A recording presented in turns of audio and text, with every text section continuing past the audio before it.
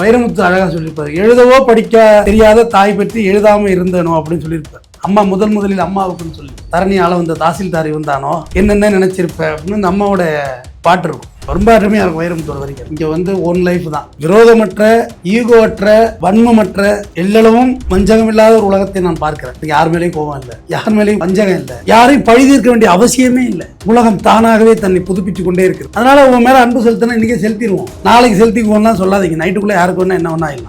அது மாதிரி வயசாவது ஒரு வெளிநாடு பார்த்துட்டு வரட்டும் என்ன இருக்கு. ஆனா எங்க அம்மாவுக்கு ஒரு நம்பிக்கை, அவன் வருவான். எங்க தாத்தா மேல ரொம்ப பெரிய நம்பிக்கை வச்சாரு. ஒரு நாள் இல்லைன்னா ஒரு நாள் கொடி கட்டி பிறப்பான். மெட்ராஸ் டவுன் பஸ் நேயர்களுக்கு வணக்கம். வணக்கம் சார். வணக்கம் சார். நேற்று நான் வீடியோ பார்த்தேன் சார். நேற்று யூடியூப்லாம் போட்டிருந்தீங்க, அம்மா ஃபாரின்லேருந்தே வந்திருக்காங்க. ஆமாம், அந்த வீடியோலாம் பார்த்தோம். அது என்ன சார், என்ன வீடியோ சார் ஆக்சுவலாக அது? இல்லை, அம்மா வெளிநாடு போயிருந்தாங்கல்ல, ஜனவரி 18 ஃப்ளைட் இங்கிருந்து. ஓகே. எங்கள் அம்மா ஆப்பகன்னி பாலத்தையே தாண்டினதில்லை. எங்கள் ஊரில் ஆப்பகன்னி பாலம் இருக்கு, அதே தாண்டினதில்லை எங்கள் அம்மா. தஞ்சாவூர் பெரிய கோயிலை பார்த்ததில்லை நினச்சி அப்புறம் அழைச்சிட்டு போய்ட்டு வந்தோம் தஞ்சாவூர் பெரிய கோயிலுக்கு. அப்புறம் வயசாகிட்டுல 65 வயசாகிட்டு அழைச்சி போகிறது போகக்கூடாதுங்கிற எண்ணம் இல்லை. பட் நம்ம அந்த கால ஓட்டங்கள் அப்படி இருக்குது தானே சார். ஆனால் நீங்கள் ஒரு நிமிஷம் கூட பிரிஞ்சு இருக்க மாட்டீங்கன்னு கேள்விப்பட்டேன். எப்படி இருந்தீங்க? இல்லை, அது ஒரு மாதிரி தான் இருக்குது. அது ஒரு சொல்ல தெரியல எனக்கு, நல்ல தமிழில் சொல்ல வரல எனக்கு.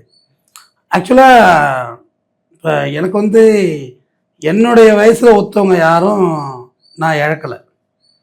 நண்பர்களை இழந்திருக்கேன். எனக்கு நேரடி ரத்த சொந்தத்தில் நான் யாரையும் பிரியலை. எங்கள் வீட்டில் எங்கள் தாத்தாவோட இழப்பை எனக்கு இன்னைக்கு வரைக்கும் சரி பண்ணவே முடியல. அது 12வது வருஷம் நீங்களாம் வந்துருந்தீங்க தானே. அப்புறம் 12 வருஷம் சமாதி வச்சுருக்கோம் இல்லையா, அதுவே நமக்கு இன்னைக்கு வரைக்கும் நம்மளால் டாலரேட் பண்ண முடியல. அப்போ நமக்கு ரொம்ப வேண்டப்பட்டவங்கலாம் நம்ம லாஸ் ஆனால் அவங்க எப்படி இருப்பாங்க, அவங்க லாஸ் ஆனால் நம்ம எப்படி இருப்பாங்கங்கிறது ரொம்ப இதாக இருந்தது. ரைட். அம்மா வந்து இது வைரமுத்து அழகா சொல்லியிருப்பாரு, எழுதவோ படிக்க தெரியாத தாய் பற்றி எழுதாம இருந்தனோ அப்படின்னு சொல்லியிருப்பாரு. அம்மா முதலில் அம்மாவுக்குன்னு சொல்லி தரணி ஆள வந்த தாசில்தார் இருந்தானோ என்னென்ன நினைச்சிருப்ப அப்படின்னு இந்த அம்மாவோட பாட்டு இருக்கும். ரொம்ப அருமையா இருக்கும் வைரமுத்து வரிகள்ல.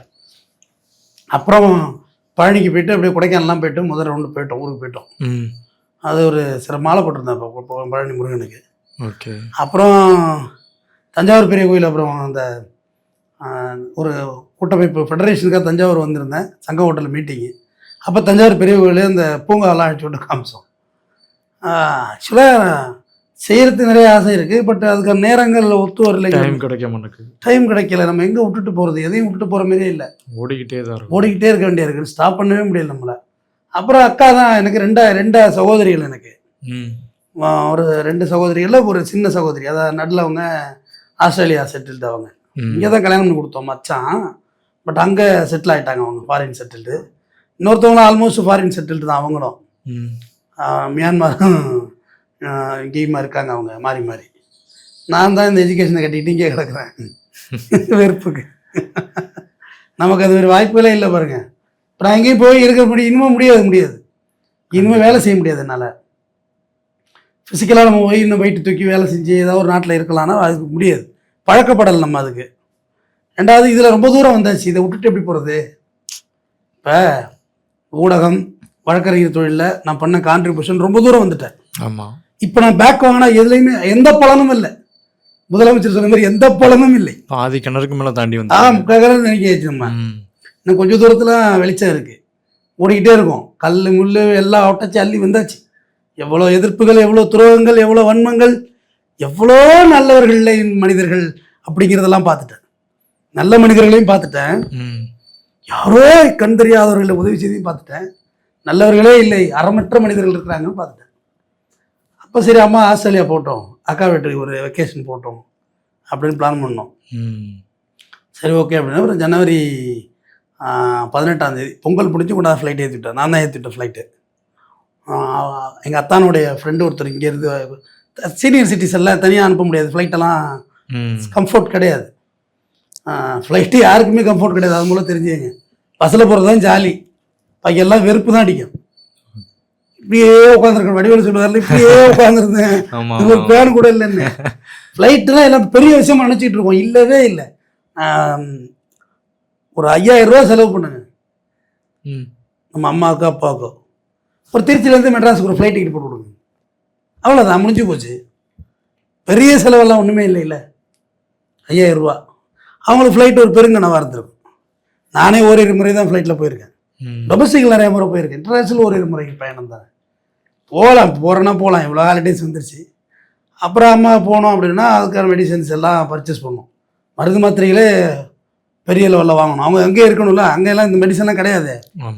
ஆஸ்திரேலியாவில் மெடிசனே கிடையாது. அமெரிக்காவில் பல் எடுக்கணும்னா 6 மாதம் கழிச்சு தான் நீ பல் வலிக்கு போகணும். அதுக்குள்ளே பல் வலியில் ரயிலில் ஒன்று தலையை வச்சவங்களாம் இருக்கான். என் ஃப்ரெண்டு ஒருத்தர் பல் இங்கே வந்து எடுத்துட்டு மறுபடியும் அமெரிக்கா போனான். அங்கேருந்து இங்கே வந்து பல் எடுத்துக்கிட்டு 3 நாள் இருக்குல்ல லாட்ஜில் தங்கிட்டு வெளிநாடு போனான். என் க்ளோஸ் ஃப்ரெண்டு. வீட்டில் வர வீட்டில் அந்த நிலையில் அது டிஸ்கம்ஃபர்ட்டாக இருக்கும், எனக்கு இங்கே இருக்கேன் அப்படின்னா 3 நாள் இருந்துட்டு போனான். பல் அங்கே எடுக்க 6 மாதம் புக்கிங் போட்டுருந்தது. பல் வெளில செத்து போயிடுவானா அப்படின்னு சரி பல் எடுத்துகிட்டு போனான். அப்புறம் மெடிசன் தான் வாங்கிட்டு அப்புறம் அப்படியே அனுப்பி விட்டோம். ஒரு ஒரு தற்காலிக பிரிவு தான் அது. எப்படி சார் அவங்க இங்கே வில்லேஜில் கம்ஃபர்ட்டாக வாழ்ந்துருப்பாங்க, அவங்கள அங்கே கூட்டிட்டு போய் பார்க்கணுன்னு உங்களுக்கு எப்படி தோணுச்சு? இல்லை பார்க்கணும்ல, அவர் என்ன இருக்குதுல்ல, இங்கே பாருங்க, இங்கே வந்து ஒன் லைஃப் தான். விரோதமற்ற, ஈகோவற்ற, வன்மமற்ற, எல்லளவும் வஞ்சகம் இல்லாத ஒரு உலகத்தை நான் பார்க்கிறேன். யார் மேலேயும் கோபம் இல்லை, யார் மேலேயும் வஞ்சகம் இல்லை, யாரையும் பழிதீர்க்க வேண்டிய அவசியமே இல்லை. உலகம் தானாகவே தன்னை புதுப்பிச்சு கொண்டே இருக்கு. அதனால உங்க மேல அன்பு செலுத்தினா இன்னைக்கே செலுத்திடுவோம், நாளைக்கு செலுத்திக்குவோம்னா சொல்லாதீங்க. நைட்டுக்குள்ள யாருக்கு வேணா என்ன வேணா இல்லை. அது மாதிரி வயசாவது ஒரு வெளிநாடு பார்த்துட்டு வரட்டும், என்ன இருக்கு. தாத்தாவில் வெளிநாட்டிலே வாழ்ந்தவர் யார், எங்க அம்மாவுடைய அப்பா மலேசியாவிலே வாழ்ந்தவர். அவர் மலேசியா சிட்டிசன், ஐசி. அவர் அவங்கள அந்த வீட்டில் பிறந்தது எங்கள் அம்மா. ரொம்ப செல்வத்தில் பிறந்தது எங்கள் அம்மா. பெரிய கோடீஸ்வரிட்டு பிறந்தது எங்கள் அம்மா. எங்கள் வீட்டுக்கு எங்கள் அப்பாவை திருமணம் பண்ணிட்டாங்க. படித்தவங்க அப்போயே தெரசான்னு சொல்லி திருத்திரப்பள்ளி ஒரு ஸ்கூலு, கான்வென்ட். அப்போ பேர் கான்வென்ட். அது பேர் கான்வென்ட் ஸ்கூல். கான்வென்ட்டில் படித்தவங்க. 3 பிள்ளைகள் அப்படியே இருந்தோம். நிறைய வழிகளை தாங்கியிருக்கு எங்கள் அம்மா. ரொம்ப இரும்பு மனுஷி. அது நிறைய வழிகளை தாங்கிட்டு அது அப்படியே ஓட்டியே சரி ஓகே ஓட்டிடுச்சு. அது உங்கள் காலத்தை ஓட்டிடுச்சு. சரி வெளிநாடு அனுப்புவோம் அப்படின்னு போயிட்டு வந்துருச்சு. நேற்று 11 மணி ஃப்ளைட்டு. நான் 10:30க்கெல்லாம் போயிட்டேன். நீங்கள் வந்துருந்தீங்க போல இருக்கு. ஆமாம். அப்புறம் என்ன வாங்குறது அம்மாவுக்கு? ஃப்ளோர் ஹவுஸ் பார்த்தா ஒரு இடம் இல்லை. ராத்திரியில் 10:30 மணிக்கு மேலே எங்கே போகிறது ஃப்ளோர் ஹவுஸுக்கு? நான் இங்கேருந்து கிளம்புள்ளே 10:15 தானே. அம்மா அணி ஆயிடுச்சு. சாப்பிட கூட இல்லை. ஃப்ளோர் ஹவுஸ் இல்லை. அப்புறம் ஓடி போய் சரணாஸ் ஒரு சற்று விழுந்துட்டு அப்படியே கீழே எலி மாரி உள்ள பூந்து உள்ள பூந்து சால்வை வாங்கினா எத்தனை எங்கள் அக்கா வேற வருது. எங்கள் அக்கா வேற வருது. அப்போ ஒரு ஆளுக்கு போட முடியுமா? வாங்க 4-5 வாங்க, எல்லாரும் போடு, என் குடும்பத்தை எல்லாரும் போடு அப்படின்னு சொல்லி வாங்கிட்டு ஏர்போர்ட் வந்து நிற்க முடியல. காலு கடுப்பு. அவ்வளோ ஃப்ளைட்டில் உட்காந்துருந்தீங்க. 2 ஃப்ளைட்டு மெர்ஜ் ஆகி வந்து நிற்க முடியல. காலு மூட்டு வலி. பகல் ஃபுல்லாக நின்றுட்டு எங்கே போய் நிற்கிறது? உட்காந்துட்டேன். நீங்க உட்காந்து பார்த்து சுத்தி இருந்து எல்லாரும் உட்கார ஒரு செம ஏன்டா இவ்வளவு ஈகோட வாழ்றீங்க? அவ்வளவு நேரம் யாருமே உட்காரல தம்பி. கம்ப்ளீட் அந்த உள்ள இருந்து ப்ளோவர் ஏசி வருது. இதுல ஃபிளைட் ஏர்போர்ட்டுக்கு ஏர் ஓப்பன்ல இருந்து ஏசி வருது. யாருமே உட்காரல. அப்படியே ஒத்த காலை தூக்கிட்டு கொக்கு மாதிரிலாம் நிக்கிறான். அதுல சாயிரா இதுல சாயிரா குப்பத்தொட்டியை கட்டி பிடிக்கிறான் நிக்க முடியாம. நான் சமணம் கட்டி உட்காந்துட்டேன் தம்பி. அதான் ஃபேஸிங் வருதா டெபாசிட்ல இருந்து சமணம் கட்டி உட்காந்துட்டேன். வா, ஏன்னா ஃபோன் கிடையாது எங்கள் அம்மாட்ட. என்னை தாண்டி தானே போகணும். இதுதானே சிங்கப்பூர். ஏன்னா அது ஆக்சுவலாக ஸ்ட்ரெயிட் ஃப்ளைட் கிடையாது. ஆஸ்திரேலியாவிலேருந்து சிங்கப்பூரில் வந்து 4 hours வெயிட் பண்ணியிருக்காங்க. அது பெரிய கொடுமையாக இருக்கும். ஏர்போர்ட்டில் வெயிட் பண்ணுறதுல பெரிய தண்டனை. அதெல்லாம் எப்படி தான் சாவிச்சதோ தெரியல. 4 மணி நேரம் ஆயிடுச்சு வந்தோன்னா நான் உட்காந்துட்டேன். சிங்கப்பூர் ஏர்லைன்ஸ் தானே, இதில் தானே வந்தாகணும். என்னை தாண்டி போக முடியாது. பார்ப்போம், என் படத்தை தாண்டி போக மாதிரில நான் உட்காந்துக்கிட்டேன் இருக்கி. பார்த்தா எங்கள் அம்மா வீல் சேரில் அழைச்சிட்டு வர்றாங்க. நான் பார்த்ததே இல்லை அந்த மாதிரிலாம். ஒரே ஒரு 2 சர்ஜரி எங்கள் அம்மாவுக்கு பண்ணியிருக்கோம். பட் அதுவே என்னால் தாங்க முடியாது. வீல் சேரில் அடிச்சது ரொம்ப தூக்கி வாரி போட்டுருச்சு. என்னடா அது, என்ன ஆச்சு? ஏன்னா என்கிட்ட மறைச்சு கூட இருக்கலாம் ஏதாவது அப்படிங்கிற மாதிரி எனக்கு ஒரு ஃபீல் ஆயிடுச்சு. ஒரு என்னை அறியாமல் எமோஷனல் ஆகிட்டு சொல்லுவாங்கல்ல, கண்ணு தண்ணி ஊற்றுது. என்னாச்சுன்னு நான் சால்வ போகிறதெல்லாம் மறந்துட்டேன். அதுக்கு நான் ஃப்ளைட்டே உட்காந்துருந்து கால் மறத்துட்ருக்கு, வேற ஒன்றும் இல்லை. ரொம்ப நேரம் உட்காந்து மறத்துட்ருக்கு. சீனியர் சிட்டிசன் நைட் ஆகிட்டங்குள்ள வீல் சேர் ஹெல்ப்புக்கு எங்கள் அக்கா தான் கேட்டிருக்கா. எங்கள் அம்மா நடந்துடுறேன்னு சொல்லியிருக்கு. இல்லை வேண்டாம் வீல் சேர் எடுத்துக்கலான்னு சொல்லி எங்கள் அக்கா கேட்டு அப்புறம் எழுந்து அப்படியே அப்புறம் தான் ஒரு புத்துயிர் பெற்றேன். ஹாப்பி பர்த்டே மாரி ஜூன் 1 தான் ஹாப்பி பர்த்டே நமக்கு. அப்புறம் உடனே புத்துயிர் பெற்று அது மாதிரிலாம் ஒரு மூமெண்ட்டே இருந்ததில்லை எங்களுக்கு. ஏன்னா எங்கள் அம்மா பாவம், நான் ஒரு செல்லா பிள்ளை தான். நான் செல்ல பிள்ளையா செல்லா பிள்ளை தான். பொதுவாக எங்கள் அம்மாவுக்கு செல்ல பிள்ளை எதுவும் சொல்ல மாட்டாங்க. செல்லா பிள்ளை தான், ஒன்றுக்கு ஆகாது அப்படிங்கிற ஆள் தான் நான். அதில் ஒன்றும் மாற்றமும் இல்லை, யதார்த்தம் அதுதான். ஆனால் அதை மாற்றிட்டீங்களே. அதுக்கு ரொம்ப விலை கொடுத்துருக்கோம், பழி கொடுத்துருக்கோம், கஷ்டப்பட்டுருக்கோம். இந்த வேர்வைக்குன்னு வாலி சொன்ன மாதிரி அது எங்கள் அம்மா கண் கூட அந்த டிரான்ஸ்மிஷனை பார்த்துச்சு. ஆனால் எங்கள் அம்மாவுக்கு ஒரு நம்பிக்கை, அவன் வருவான். எங்கள் தாத்தா மேலே ரொம்ப பெரிய நம்பிக்கை வச்சார். ஒரு நாள் இல்லைன்னா ஒரு நாள் கொடி கட்டி பிறப்பான். 8 டிசம்பர், 4 வடக்கு தெற்கு மேற்கு கிழக்கு வடக்கு 4 இருக்குல்ல, 4-2-8 தென்கிழக்கு தென்மேற்குன்னு சொல்கிறாங்க. 4-2-8 திசை, 8 கண்ணு விட்டு எரிப்பான் அப்படின்னு சொல்லுவார். 8 கண்ணு விட்டு எரிப்பான் அப்படின்னு சொல்லுவார் அடிக்கடி. எங்கள் பெரியப்பா ஒருத்தர் இருந்தார், இறந்துட்டார். அவர் வியோவா குழந்தை முத்து. நான் டேடின்னு அவரை தான் கூப்பிடுவாங்க இங்கிலீஷில். டேடி மம்மி அப்படின்னு கூப்பிடுவோம். எங்கள் அம்மா அப்பான்னு கூப்பிடுவோம், அவங்கள டேடி மம்மின்னு கூப்பிடுவோம். அவன் தம்பி அவன் வியோவா இருக்கான், அந்த பெரியப்பா வியோவா இறந்துட்டார். அவரு என் மேலே அவ்வளோ கான்ஃபிடென்ட். அவருக்கு ஆளு ரொம்ப அழகாக இருப்பார், பிரகாஷ் ராஜோட அழகாக இருப்பார். அவர் ஏய் இங்கே என்னடா உனக்கு வேலை, போடா மெட்ராஸ் போட, உங்களுக்கு அங்கே தானே பிளாட்ஃபார்ம் உருவாகும். ஏன்னா அவர் சிட்டி லைஃப் வாழ்ந்தவர், மெட்ராஸ் கான்டாக்ட்லாம் அவருக்கு அதிகம். போடா மெட்ராஸ், இங்கெல்லாம் செல்லுபடி ஆகாதுடா, சென்னை போடா. நான் ஏதோ வியூ ஆகிட்டேன், வில்லேஜாக கட்டிட்டு அழுவ வேண்டியா இருக்குது, உனக்கு என்ன கேடா, மெட்ராஸ் போ, இல்லை டெல்லி போ, சுப்ரீம் கோர்ட் போ, அங்கே தான் பிச்சு இருக்குது, அங்கே போய் விளையாடு அப்படின்னு அடிக்கடி சொல்லுவார். அவங்களாம் இறைவனாக இருந்து பார்த்துட்டு தான் இருப்பாங்க. நம்பிக்கை எனக்கு அதிகம், இன்னும் மூதாதைகள் மீது எனக்கு நம்பிக்கை கூட. பார்த்துட்டு இருப்பாங்க. பட் எங்கள் அம்மாவுக்கு அந்த ட்ரஸ்ட் இருந்துச்சு, எங்கேயாவது வந்துட்டு ஜெயிப்பான் அப்படின்னு ஒரு நம்பிக்கை. நம்ம ஒன்றும் ஜெயிச்சிடலாம் இல்லை, பட் ஆன் ப்ராசஸில் இருக்கும், அவ்வளோதான். ஏன் நேராக வந்திருக்க, ஊருக்கு வந்திருக்கானே? ஆமாம் சார், நானாக வந்திருக்கேன் சார். வந்திருக்கேன். அப்புறம் இன்னொரு விஷயம் சார், உங்கள் வீட்டில் மீன் ஃபேமஸ் சார். ஆமாம், மீன் குழம்பு அதுக்கு மேலே இருக்குது சார். ஆக்சுவலாக அது என்ன மீன் சார்? வெள்ளாம்பொடி. அது எனக்கு சாப்பிட, ஆக்சுவலாக மீனே சாப்பிட மாட்டேன், ஃபஸ்ட் டைம் சாப்பிட்றேன் சார். மீன் செம்ம டேஸ்ட்டு சார். தம்பி நம்ம தாத்தா ஃபங்க்ஷனுக்கு ரொம்ப ஹெல்ப் பண்ணான். உண்மையாகவே எனக்கு நான் பெருசாக ஊரில் பெருசாக டச் இல்லை தம்பி எனக்கு. ஏன்னா ரொம்ப நாள் ஆச்சு நான் ஊரை விட்டு வெளியாகி, ரொம்ப நாள் இல்லை, ரொம்ப வருடங்கள் ஆகிட்டு. போனால் யாராவது 2 நண்பர்கள், அந்த குமரன் ராஜா, அப்படி எங்கள் மனைவி வழியில் ஒரு சொந்தக்காரர், அவங்க தாய் மாமா ஒருத்தர், இப்படி ஒரு 4-5 பேரோடு தான் எனக்கு சர்க்கிளே, வேறு யாரும் நெருக்கம் இல்லை. அப்படியே போனால் hi hi hi hi hi hi, எங்கே வேணுமோ நம்ம நெருக்கத்தை ஏற்படுத்திக்க முடியும். பட் நான் பவுண்டரியில் நின்றுட்டேன். அப்போ இவர் தான் வந்து இருந்தாப்புல. அது வெள்ளாம்பொடின்னு சொல்லிட்டு ஒரு மீன், அதுவே ரேர் தான். அது முத்துப்பேட்டை சைடு அதிகம் கிடைக்கும் அந்த மீன், எங்கள் பக்கம் ரேர். அது ரொம்ப நல்லா இருக்கும். அது வெள்ளாம்பொடி கருவாடு அதோட ஃபேமஸ். டேஸ்ட் தான் சார், டேஸ்ட். எங்கள் அம்மா தான் சமையல் கற்றுக் கொடுச்சு. நான் சமையல் வீடியோ கூட ஒன்று போட்டுருந்தேன் தம்பி. இதில் எங்கள் அம்மா குக்கிங் ஸ்டைல் அப்படி தான் சொல்லிக் கொடுக்கும். அடித்து பட்டையை கிளப்பி அடிச்சு நானும் இருந்தேன். 1.5 கிலோ மீன் 2 பேரும் வச்சு நாக் அவுட் பண்ணியாச்சு. ஆமாம், அப்படியே க்ளோஸ் அப் பண்ணிட்டோம் 2 பேர். அது நல்லா இருக்கும். அது வெள்ளாம்பொடி நல்லா வைக்கும் எங்கள் அம்மா. வந்து கறி குழம்பு நல்லா டேஸ்ட்டாக வைப்பாங்க. புளி குழம்பு வச்சாலே எங்கள் அம்மா வச்சா பிடிக்கும் எனக்கு. சும்மா ஒன்று இருக்காது, புளி தண்ணியில் புறவைக்காய் ஒரு கத்திரியாக கிடக்கும், அதுவே நல்லா தான் இருக்கும். கறி உடகம் தாளிச்சு வைக்கும் எங்கள் அம்மா. அது என்னவோ எல்லாருக்கும் அவங்க அம்மா சமையலை அடிச்சிக்க முடியாது.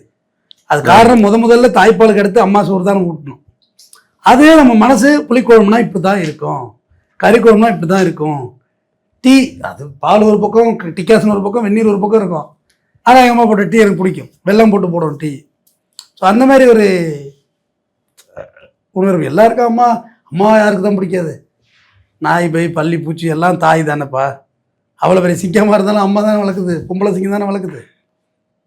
முழுசுக்கா நம்ம வளர்ந்தது தாத்தா புள்ள அம்மா புள்ள தான். அப்படியே இருந்தது. எனக்கு கொஞ்சம் பேச்சு லேட்டாக வந்துச்சு, பேச மாட்டேங்கிற நிலையெல்லாம் வந்துருச்சு. ஆனால் பேசியே தீக்கிறேன். இப்போ நிப்பாட்ட மாட்டானா இவங்கிற மாதிரி ஆகிப்போச்சுப்பேன். பேச்சு வரல, கொஞ்சம் எனக்கு லேட் ஆகிடுச்சு. அது கொஞ்சம் இஎன்டி ப்ராப்ளம். இஎன்டி கடைசி வரையுமே ப்ராப்ளமாக தான் இருக்குது எனக்கு உடம்பு. இப்போ பண்ண சர்ஜரிக்கு பிறகு கூட ஒரு மாதிரி தானே இருக்குது. முதல்ல கையெழுத்து போட சொல்லி கொடுத்தது எங்கள் அம்மா தான். ஆமாம், பேர் இங்கிலீஷில் எழுதினப்போ எங்கள் அம்மா எழுதி TAMIL VENDAN போட்டுச்சு. தமிழ் வேண்டான்னு தான் ஆக்சுவலாக. அது வேந்தன்னா VNTHAN போடணும். ஆனால் இன்ன வரைக்கும் கெசட்டில் என் பேர் அப்படியே வச்சுருக்கு, மாற்றாமே.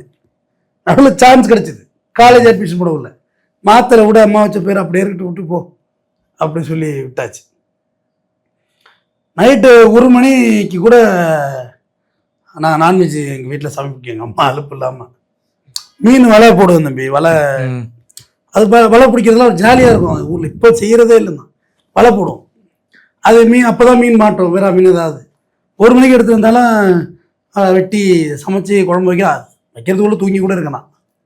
பட்டு சாப்பிடணுமே அப்படின்னு சொல்லிட்டு இந்த ராட்டுக்கூடி குழம்பு இருக்குது தெரியுமா, இறால் இருக்குல்ல, இறால் காஞ்ச இறால், ஆமாம், ரொம்ப அருமையாக இருக்கும் அந்த குழம்பெல்லாம் வச்சு சாப்பிட்றது.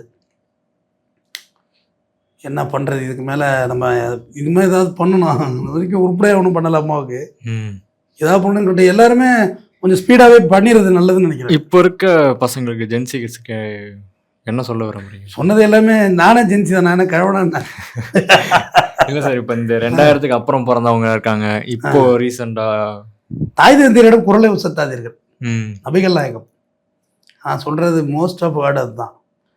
பட் நான் கண்டிப்பாக சுத்தவே இல்லை, சுத்தவே இல்லை.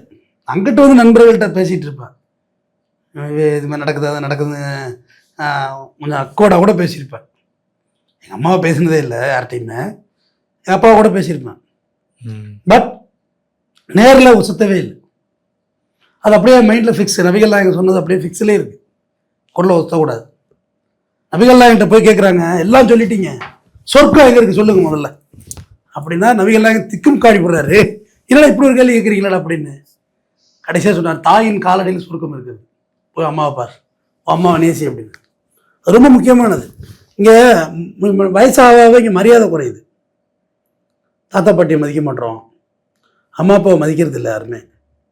ஒரு மரியாதைக்காவது மதிக்கலாம், ஒரு முறைக்காவது மதிங்க. முறைக்காதீங்க, முறைக்காக மதிங்கன்னு சொல்கிறேன். என்ன ஆகிட போகுது, அவங்களால அந்த உலகத்துக்கு வந்தோம், அவங்க செயல்பாடுகள் சிலதும் பிடிக்காம இருக்குது, சிலது பிடிச்சிருக்கு, அவ்வளோதான்.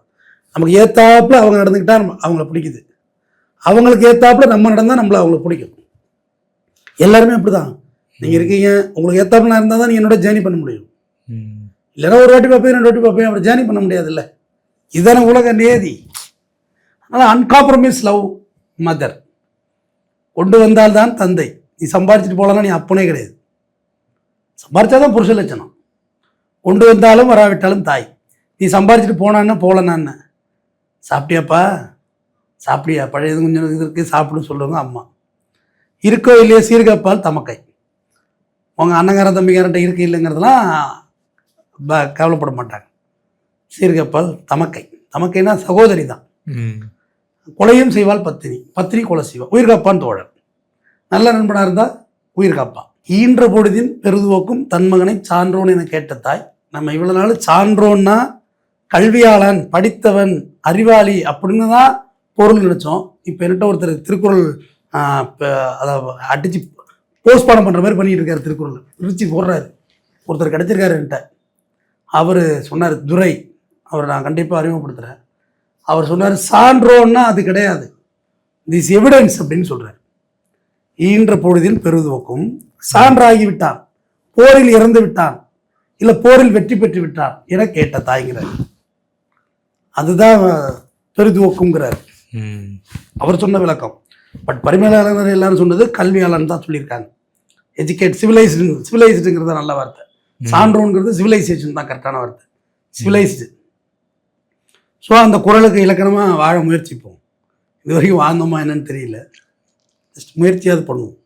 தொடர்ந்து பேசுவோம். நன்றி. நன்றி சார்.